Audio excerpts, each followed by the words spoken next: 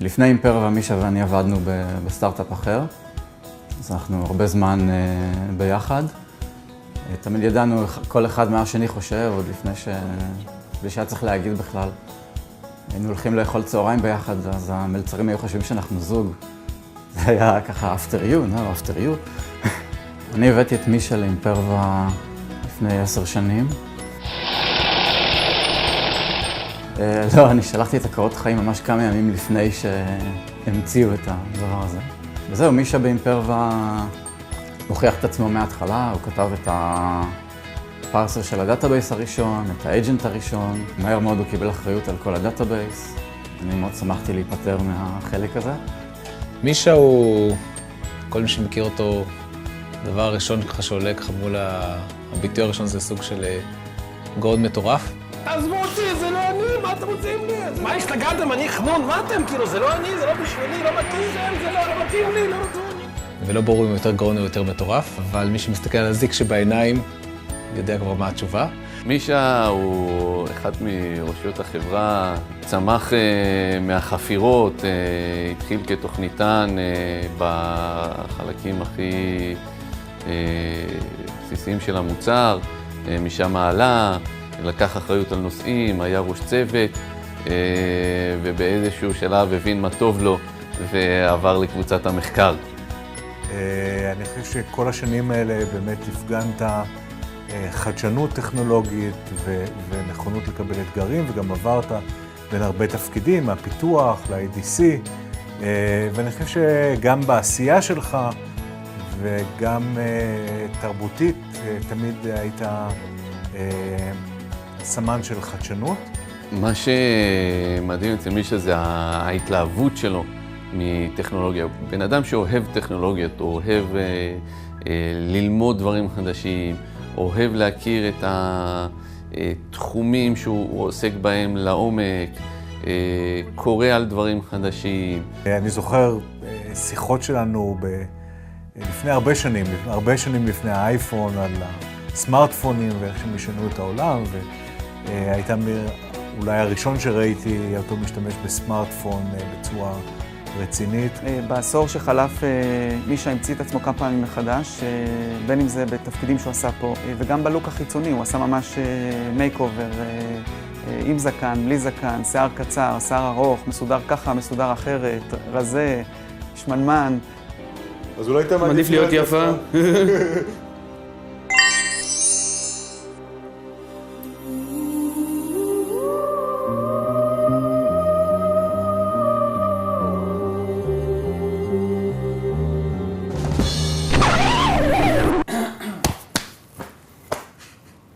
אתם יודעים מה? לא זה ולא זה. רוצים לראות קסם?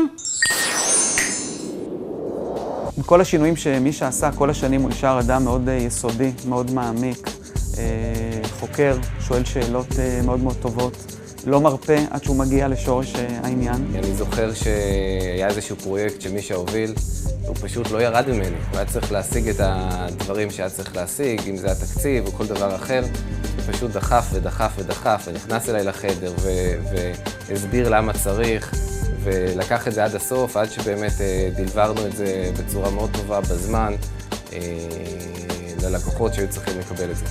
מישה מאוד רציני ומאוד מקצועי ומאוד אפילו כבד מהבחינה המקצועית. יחד עם זאת, ברמה האישית, הוא אחד האנשים שיודעים להיות הכי כלילים בעולם ולא לקחת את עצמו ברצינות. באירועי חברה, בסרטים, בכל מיני דברים שיזמנו, הוא היה תמיד מוכן לשיר, לרקוד, להשתתות, להתחפש, ללכת עם זה עד הסוף.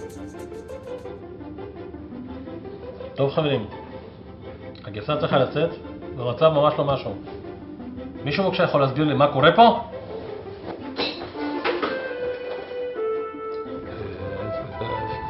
לא יודע, אנחנו גם ככה פה עובדים עד 12 בלילה כל יום. ואתה, מה עם האינטגרציה?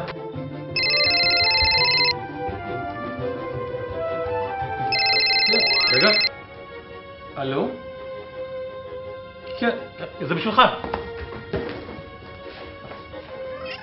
כן, מותק. מישה, יש איזה אישו ככה עם האורח החיים שלו. הוא לא סטנדרטי. השעות תחילת עבודה שלו הם נוטות להיות מוקדמות או מאוחרות, תלוי מאיפה אתה סופר. הפעם היחידה שבה התקשרו אליי מהביטחון של המגדל, אחרי חצות, הייתה כשמישה הגיע לעבודה, או חזר, כאילו קשה לדעת אם זה היה אחרי שהוא התעורר, או בעצם לפני שהוא קם. ב-12 בלילה? ב-12 בלילה? אני פה אתמול אכלתי ארוחתנו לבד. בחושך. מצחיק, אה? אותי, הג'חנון ה-20, ממש לא הצחיק. כן, אני חושב שאחד הדברים שמאפיינים המיוחדים במישה צ'רניש, זה האישיות המדהימה שלו, זה שהחדר שלו תמיד חשוך ומשום מה מצליח לעבוד בחדר החשוך הזה בלי תריסים, בלי כלום. הדבר היחיד שעוד לא הצלחתי להבין ממישה זה את ההבדל בין חדר חשוך עם חלון לחדר חשוך בלי חלון. וואו! נו מה זה? פעם ראשונה שפגשתי את מישה זה היה ברעיון עבודה שהוא עשה לי. הגעתי לרעיון עבודה בשעה 7 בערב. לקח 3.5 שעות עם המון שאלות. זה כבר היה אחרי יום עבודה, הייתי מאוד עייף. בקושי הצלחתי להבין על מה אני מדבר. מהיום הזה למדתי שהדלתות של הבניין ננעלות ב-9 וצריך לצאת דרך חניון. ברעיון עבודה, להצליח להסתדר עם 3 מעליות, לצאת דרך חניון, למצוא את השומר שיפתח לו את השער. קיצור, הייתה לי פה חוויית ניווט נהדרת ברעיונות עבודה, אבל מאז אני לא הולך לאיבוד בבניין. סיפרתי לך, אתמול הייתי בג'מייקה, עסוק כל היום. ושלשום היינו אני והיפנים. במה היינו, נו? כל היום. אנחנו ביקשנו לא לדבר בטלפון. טוב, כולכם, עוד 5 דקות אצלי במשרד. מהר. אני זוכר לפני כמה שנים, יום שישי בלילה, בסביבות 1-2, הגענו למסקנה עם איזושהי תקלה אצל לקוח, שחייבים לשלוח מישהו לאתר של הלקוח, וגם בלחץ זמן, והדרך היחידה להגיע לשם בזמן הייתה לצאת ב7 בבוקר על טיסה לארצות הברית. וככה היינו כבר מיואשים, אבל למען הניסיון להגיד שעשינו את הכל, פנינו למישה ושאלנו אותו אם במקרה יכול להיות מוכן לעלות על המטוס, והוא להפתעתנו אמר כן, בטח, מה הבעיה? וזה מישה, מוכן בכל רגע לקפוץ לכל מבצע חילוץ ולפתור את הבעיות.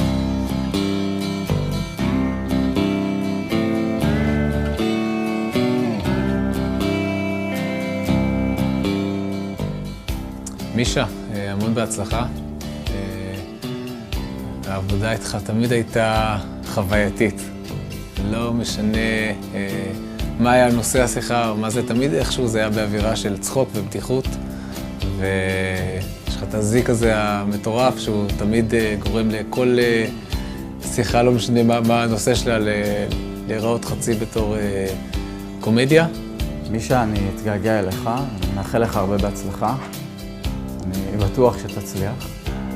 אז מישה, באמת היה לי 3 שנים מאוד טובות לעבוד איתך, אתה באמת ראש צוות שכיף לעבוד תחתו, ותחסר לנו ונתגעגע אליך.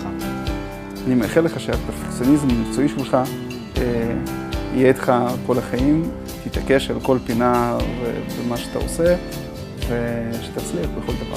מבטיח לך המון הצלחה במה שלא תבחר לעשות הלאה. אני בטוח שתמצא את הדבר הבא שיעניין אותך ויגרה את הסקרנות הטבעית שלך. מישה, אני מאחל לך שעכשיו כשאתה עוזב את אימפרווה, תדע להמציא את עצמך מחדש, כמו שעשית כל כך הרבה פעמים בצורה מדהימה באימפרווה, במקום הבא שתמצא, עם הרבה ברק בעיניים, הרבה יצירתיות, כמו שאתה יודע. אני באמת רוצה להודות לך על כל העשייה, על כל הדברים שעשינו יחד, על המסירות, על ההתמדה, על העבודה המקצועית, ואני משוכנע שכל מקום שאליו תלך יודע לך באותה מידה ותעשה שם חיל. היה תענוג לעבוד איתך, ואתה בחור מקסים ומעלה בחוש הומור וכיפי וחמים, ואני מאחלת לך המון הצלחה בהמשך הדרך, תתגעגע אליך.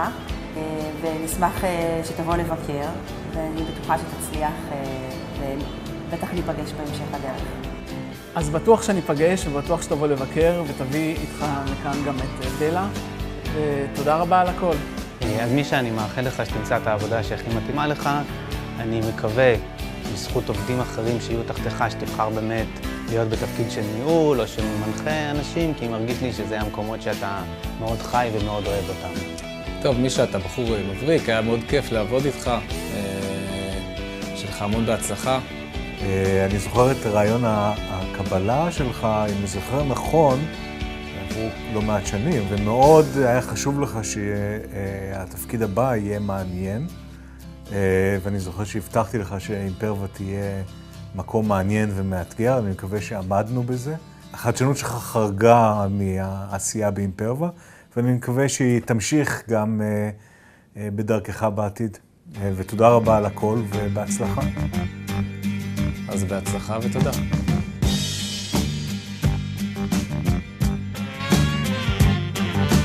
Hoy en mi ventana brilla el sol y el corazón se pone triste contemplando la ciudad. ¿Por qué te vas? Como cada noche desperté pensando en ti y en mi reloj todas las horas vi pasar. ¿Por qué te vas? Todas las promesas de mi amor se irán contigo. Me olvidarás, me olvidarás. Junto a la estación hoy lloraré igual que un niño. ¿Por qué te vas? ¿Por qué te vas? ¿Por qué te vas? ¿Por qué te vas?